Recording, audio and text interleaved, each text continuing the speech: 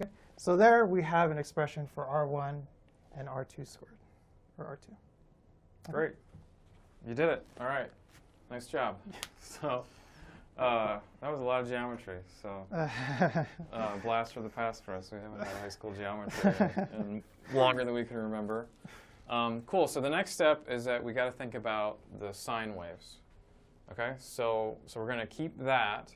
So let's hold that in our back pocket. But now we have to think about the sine waves. So I'm going to go to my computer, and there's going to be these two. Now remember the speakers, they're just emanating these sine waves. Okay. So that the signal that we get here at the microphone is this sine wave plus that sine wave, right? Right?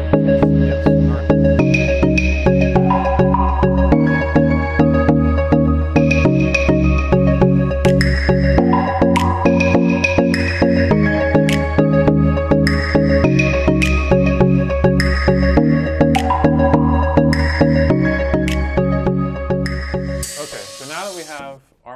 And now that we've erased all the work that we did, so we got to write down. So the signal from speaker 1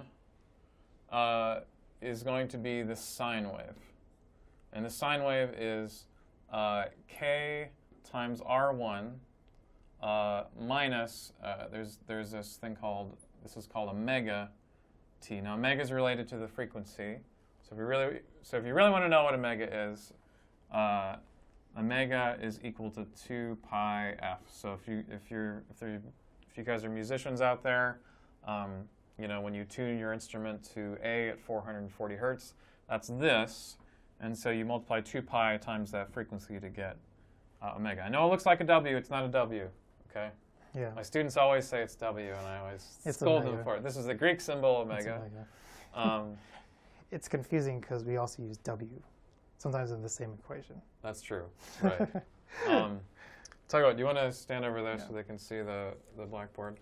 So this is the sine wave from speaker number 1, and we're going to add it to the sine wave from speaker number 2. And so this is going to be k times R2. Again, this is the distance from speaker 2 to the microphone minus omega t. And t is time, so time is going on, time is flowing like it normally does. And so that's going to change the signal. And this is the distance from speaker 2 to the microphone. And then k is related to the wavelength. So k over here is equal to 2 pi divided by, what symbol is this, Gregory? Lambda. Lambda, okay. So that's another fun Greek symbol, so impress your friends with that.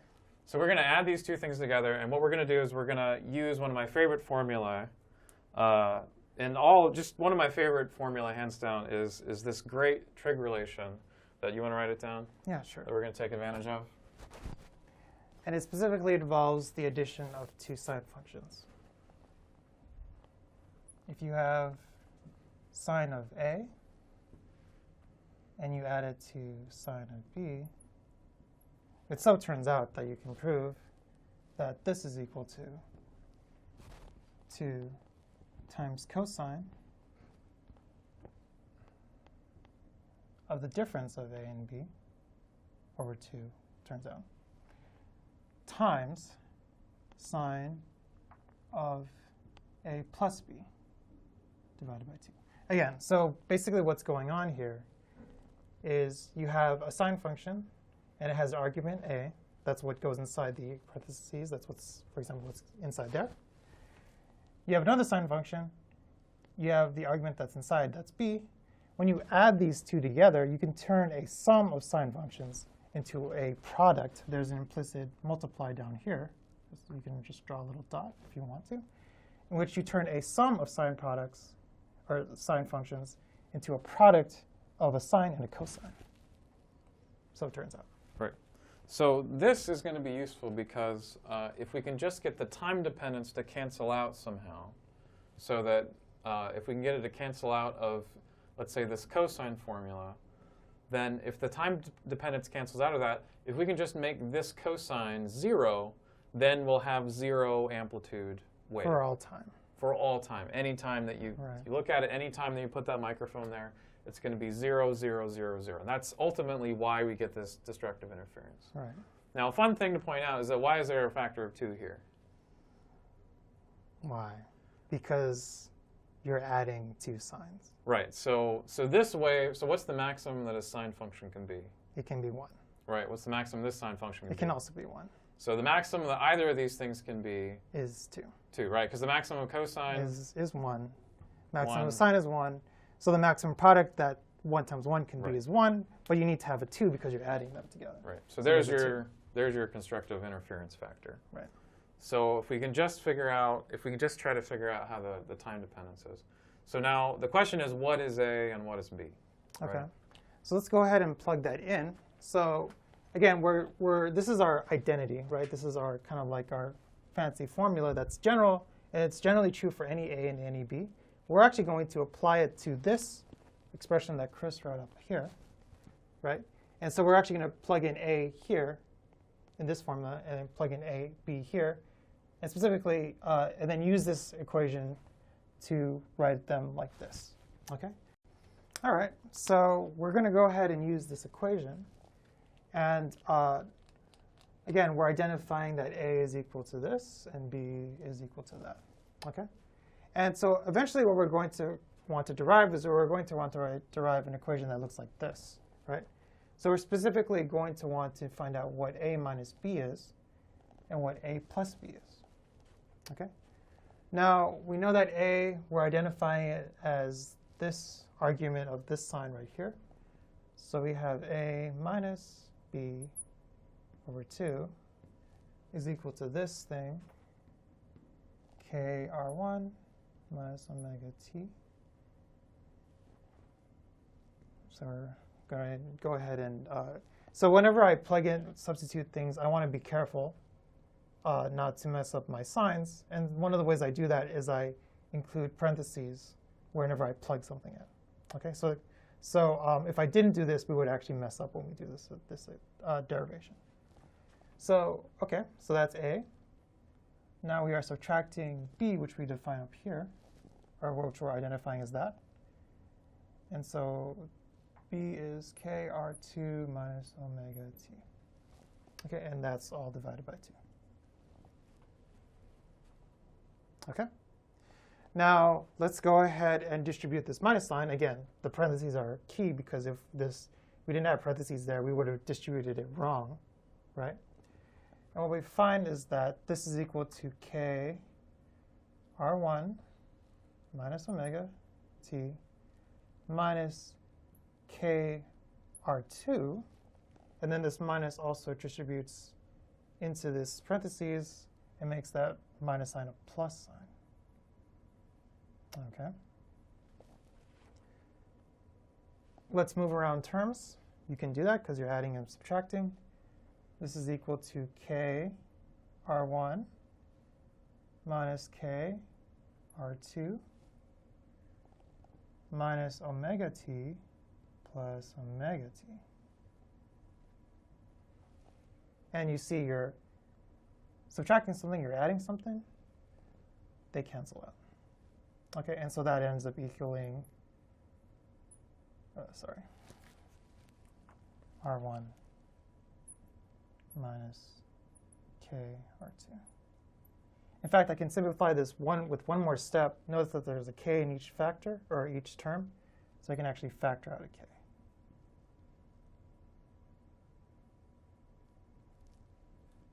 Okay, awesome. So let me go ahead and use my results. Go ahead and ignore all the crazy steps we did. If you want, you can pause the video and look at that in detail on your own.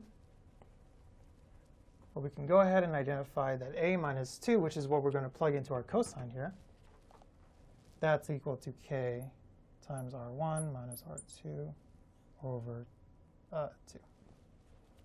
All right, awesome. Great. Yep, so I told you that the time was going to cancel out on one of these things, and it turns out that it did, right? Remember that omega t cancels with the omega t? Yes. So now the only thing inside of the sine wave just depends on the distance between, when you put the microphone here, it depends on the distance between that microphone and speaker 1 minus the distance between that microphone and speaker 2. So that's all that really is. And then this Yes. k is just related to what the wavelength is. Which is what we're doing. So, I don't know, should we go ahead and do A plus B, or should Yeah. we let them do it? Should we let them do it by themselves? I think they can do it by themselves. I think they can handle it by this point. Yeah. So what's going to happen with the sine wave is that if you do A plus B over 2, you are not going to have that omega t cancel out. Right. Because you're going to end up with kr minus omega t plus kr minus omega t. So that in the end, you end up with minus 2 omega t divided by 2, and so you still end up with an omega t inside of that sine term. And so that sine term is going to go from -1 to 0 to 1 to 0 to -1, just like it would normally. But that's okay, because all we really care about is if this cosine is 0, then we're going to get destructive interference. Now, when does a cosine function equal 0? Maybe we can draw a cosine function and try to see at what points does it equal 0. Yes. Essentially, cosines look like wavy-like things, and so do sines. And the difference between a cosine and a sine is just where they start on their wave. Okay? So let's go ahead and draw axes,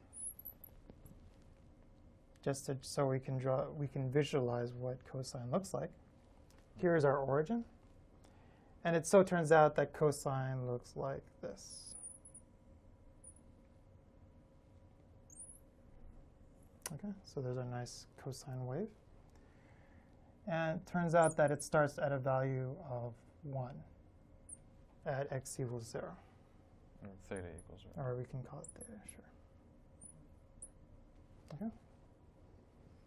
So turns out that it goes to 0 when theta is equal to pi over 2. Okay, again, we're doing this in radians. It goes to -1. This is -1 when theta is equal to pi. And it goes back up to 0 when theta equals 3 pi over 2. And it turns out it returns to +1 when theta equals 2 pi. Okay, and then it just oscillates on. Hopefully you're all familiar with that. Okay. So what we're looking for then is we want to find out when there's destructive interference, specifically when the amplitude, when they're added together, this is equal to 0, right? So we want to find out when this cosine term, again, we're talking about spatially, we eliminated the time dependence, and we're specifically looking at when this term in here is equal to 0. And so we have to find arguments of this cosine where this is specifically either pi over 2 or 3 pi over 2. Okay? So we identify a constraint when this is equal to pi over 2, 3 pi over 2, and it turns out that there's more of them. Okay. Right. So that's the idea. And so the condition for getting destructive interference is therefore if this whole thing is equal to pi over 2 or 3 pi or things like that. So in general, you could say that it is n pi over 2, where n equals 1, 3, 5, like so. Okay? Odd integers. Right. So the condition, therefore, is so k times r1 minus r2 over 2 equals n pi over 2. All right, so let's multiply both sides by 2. So 2 times this, 2 times this. So the 2's cancel. We get k times r1 minus r2 equals n pi. But then we know k is equal to 2 pi over lambda. Okay? So I'll sub that in, 2 pi over lambda. And then what I can do is I can multiply both sides by lambda. So lambda times this times lambda over here. So these cancel out. And then I can divide both sides by pi. So divide both sides by pi. So now the pi's cancel out. All right? And then I'll divide both sides by 2. Both sides by 2. The pi's cancel out earlier. So now we have R1 minus R2 equals n lambda over 2. So if that is true, if the distance between speaker 1 to the microphone is minus the distance from speaker 2 to the microphone, if the difference between those distances is equal to n lambda over 2, then you get destructive interference. So this is the thing that we need to ultimately get our straight line that's going to show us where the lines of destructive interference are. All right. Boom.